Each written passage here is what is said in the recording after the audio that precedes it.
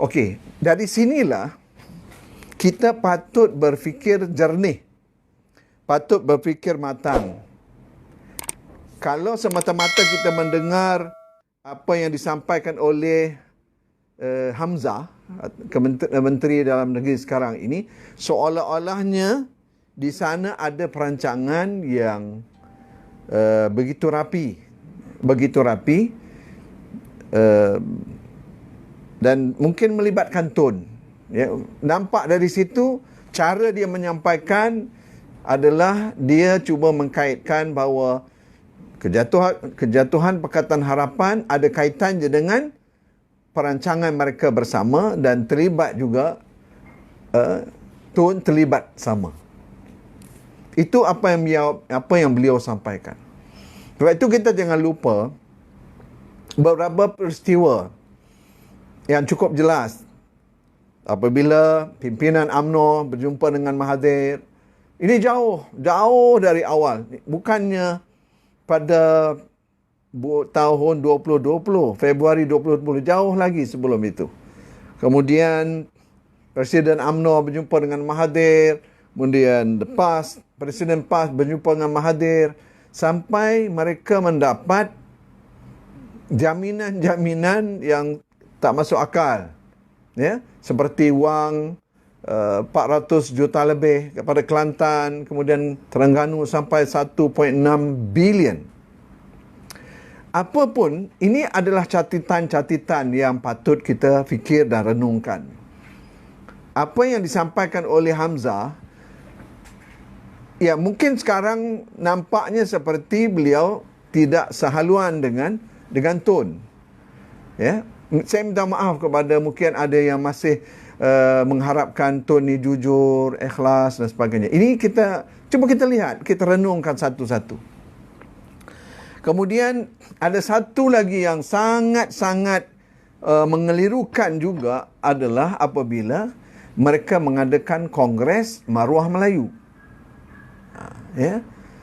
Kongres Maruah Melayu ini, semua pimpinan parti dijemput kecuali Anwar Ibrahim.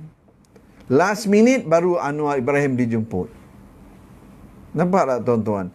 Siapa punya arahan? Yang mengarahkan program ini adalah Tun sendiri.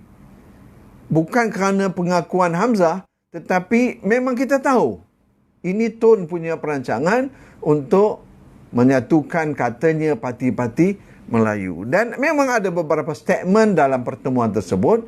Tun mengungkapkan bahawa beliau mengatakan bahawa saya punya kerajaan ataupun Pakatan Harapan Melayunya tidak begitu kuat. Ada ungkapan itu. Ya.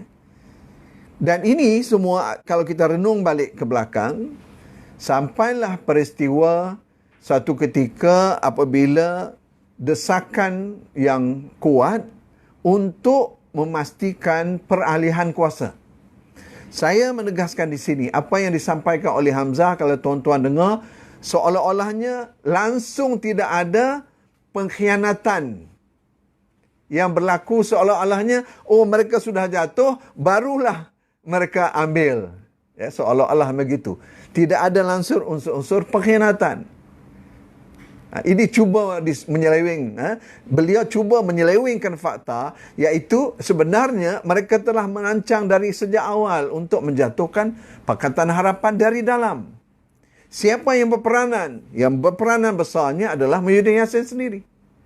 Sebab itu saya katakan, kes adib, ya, berlakunya pergaduhan yang hampir meletusnya pergaduhan kaum, sepatutnya dikawal selia dan rapi dan tuntas, sepatutnya dilakukan oleh Muhyiddin Yassin. Ketika itu beliau adalah Menteri Dalam Negeri. Kenapa boleh biarkan hal tersebut berlarutan sehingga berlakunya pembunuhan? Ini satu persoalan. Dan kalau kita lupakan fakta ini, seolah-olahnya kamu bersih, kamu tidak melakukan apa-apa, tak buat dosa apa-apa kepada rakyat Malaysia, saya kira ini bercanggah sekali dengan fakta. Kenapa kamu biarkan peristiwa itu berlaku kalau tidak ada tujuan-tujuan yang lain? Anda bayangkan, ini Muhyiddin Yassin. Sampai akhirnya yang mereka muncul dan angkat isu adalah bukan menangkap pihak-pihak yang terlibat ataupun kembalikan rule of law yang mana temple itu sudah pun jatuh hukum, harus diserahkan kembali kepada peraturan yang telah pun ditentukan dari mahkamah. Ini persoalan besar. Akhirnya berlakulah, kita tahu sampai sekarang tak selesai. Adib tak selesai sampai sekarang. Tapi rakyat begitu marah, terutama sekali orang Melayu marah. Dan kita patut persoalkan, kemana dia Muhyiddin Yassin ketika itu? Patut rakyat kena tanya sekarang, mana dia Muhyiddin Yassin ketika itu? Kalau tidak ada niat yang jahat untuk merosakkan imej Pakatan Harapan, kenapa kamu biarkan? Ini satu persoalan besar. Yang kedua, yang paling jelas sekali, yang tidak diceritakan oleh Hamzah adalah bagaimana pula tiba-tiba munculnya LTTE dan seluruh rakyat marah dan akhirnya yang ditangkap adalah pemimpin-pemimpin DAP dan seluruh Malaysia dan terutama sekali orang Melayu kata, ini dia. Sudah jelas DAP ini komunis. Jelas DAP ini menyokong LTTE dan sebagainya. Naratif negatif ini telah dimakan, telah membuatkan rakyat bimbang dan akhirnya mereka jatuhkan hukuman kepada sepertinya begitu ya. UMNO tepuk tangan dan PAS juga tepuk tangan. Sebab itulah naratif yang cuba mereka bangunkan. Begitulah juga beberapa NGO termasuk ISMA dan beberapa NGO Melayu yang sengaja menyokong supaya mengiyakan perbuatan yang dilakukan kononnya oleh pimpinan DAP. Hingga beberapa orang tu, 12 orang kata salah saya, disumbat dalam lock-up dan sebagainya. Mana dia? Akhirnya tenggelamlah cerita Melayu perompak, Melayu penyamun dan sebagainya. Yang timbul adalah, DAP telah menyokong LTTE dan sebagainya. Saya tidak menyangkal semua pemimpin DAP. Memang ada beberapa orang pemimpin DAP yang keterlaluan, mungkin dari sudut bahasa dan sikap. Misalnya yang Pulau Pinang. Saya nampak memang ada benda tu. Tetapi untuk menjatuhkan hukum kepada PH secara keseluruhan, saya rasa tidak fair, tidak adil. Itu yang kita lihat, ya, apa yang dilakukan oleh Muhyiddin Yassin ketika beliau sebagai Menteri Dalam Negeri. Sila lihat Azmin, bagaimana Azmin bermain. Azmin bermain sengaja lambat-lambatkan, terutama sekali untuk membela masyarakat ataupun orang-orang Felda. Lambat sekali. Mana dia Azmin ketika itu? Kenapa tidak ada solusi yang sepatutnya boleh selesai dengan baik, dengan cepat? Solusi untuk orang Felda. Kenapa? Ya, LTTE sudah dibebas, tetapi anda tahu damage done. Sebab itu saya katakan, kita sedang berdepan dengan naratif yang dibangunkan oleh UMNO PAS. Dan yang melakukan pelaksanaannya itu dari dalam. Siapa yang dari dalam? Yang dari dalam itu jelas sekali Muhyiddin Yassin berperanan. Yang jelas juga yang berperanan di situ adalah Azmin Ali. Mereka rancang dari awal.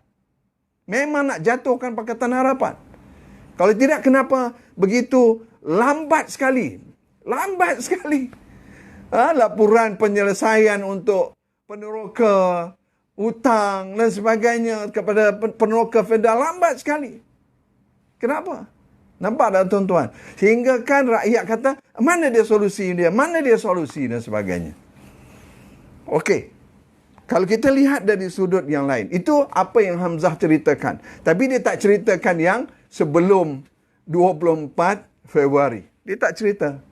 Dia hanya cerita dan menyalahkan sepenuhnya Dr. Mahathir. Ada kesilapan-kesilapan tersebut, tetapi yang kita harus lihat, rakyat harus lihat adalah sebelum itu.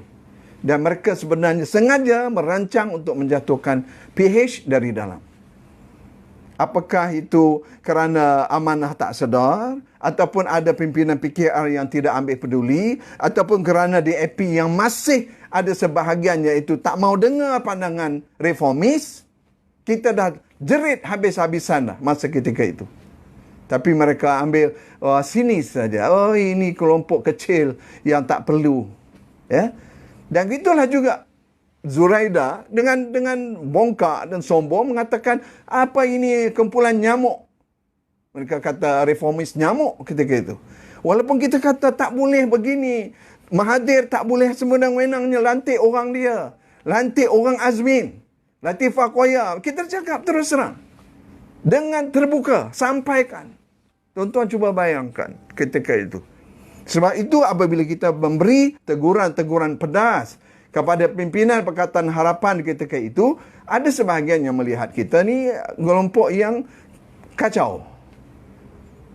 Tapi kita dapat lihat bagaimana akhirnya kita dapat lihat permainan itu betul-betul terjadi dan mereka memang siap. Rina Harun, apa yang dia buat kepada Kemas? Apa yang dia buat kepada Kemas? Dia tak buat apa pada Kemas ketika itu Pakatan Harapan. Tak ada perubahan. Bahkan orang-orang UMNO bawa masuk dalam. Bermain dari dalam. Cuba anda bayangkan. Macam mana kita tak hancur. Bagaimana Pakatan Harapan tak hancur. Yang pelik sekali itu. Apabila kita bagi teguran kepada pimpinan Pakatan Harapan ketika itu. Jangan mudah-mudah ambil orang UMNO. Termasuk juga protes kita kepada Tun. Jangan ambil orang lompat dari UMNO. Untuk masuk dalam Pakatan Harapan. Terbukti sekarang, dia bawa masuk Hamzah dan Hamzah ini antaranya culprit yang hancurkan PH dari dalam. Kita dah pesan habis-habisan dah. Sebab itu, Nurul ketika itu ambil sikap, okey, dia tak mau duduk di pusat dan beliau ambil pendirian beliau ketika itu berada di Permatan Pauh. Begitulah juga dengan Rafizi. Tetapi akibatnya tuan-tuan sekarang.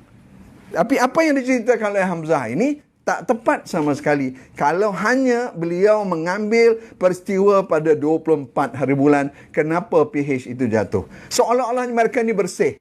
Seolah mereka ini cuci tangan atas pengkhianatan yang mereka lakukan kepada rakyat.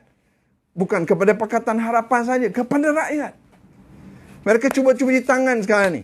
Semua kempen-kempen kalau kita lihat, dan kita lihat di video di Slim River sekarang ni, semuanya cuci tangan.